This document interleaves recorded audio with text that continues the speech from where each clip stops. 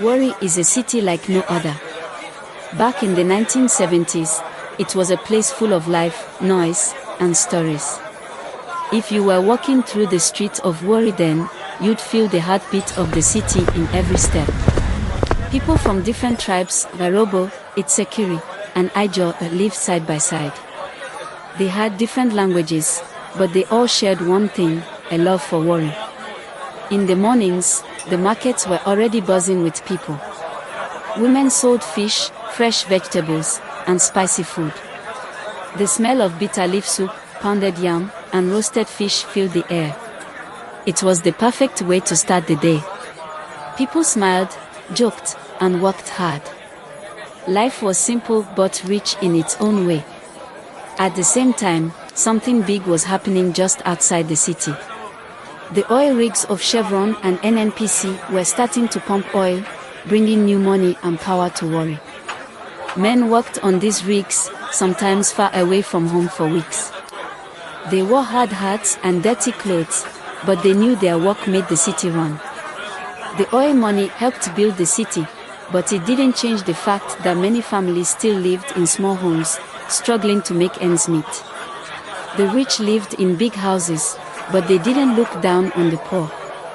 In fact, many of them still went to the market to buy food, or sat at small bars with their friends, drinking palm wine or eating suya, the same way the poor did. Everyone was connected. The people of Warri were all part of the same family, whether they worked in the oil rigs or in the markets. The rich and the poor didn't live far apart. They shared meals, laughed together, and talked about their day. At night, Warri came alive. The streets were lit with lanterns and street lights. People gathered at beer parlors, enjoying cold drinks, music, and good company.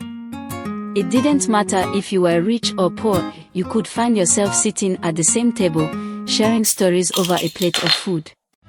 In the cool night air, families would sit on their porches, telling stories about their ancestors and dreams of a better future.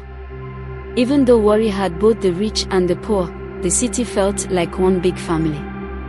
The oil brought money, but it was the people, their kindness, their hard work, and their unity that made Warri what it was. Warri in the 1970s was a city full of hope and struggle. A city where everyone mattered. A place where no matter how much money you had, you could always find warmth, laughter, and a meal shared with a neighbor. Warri was more than just a city, it was a community that understood what it meant to live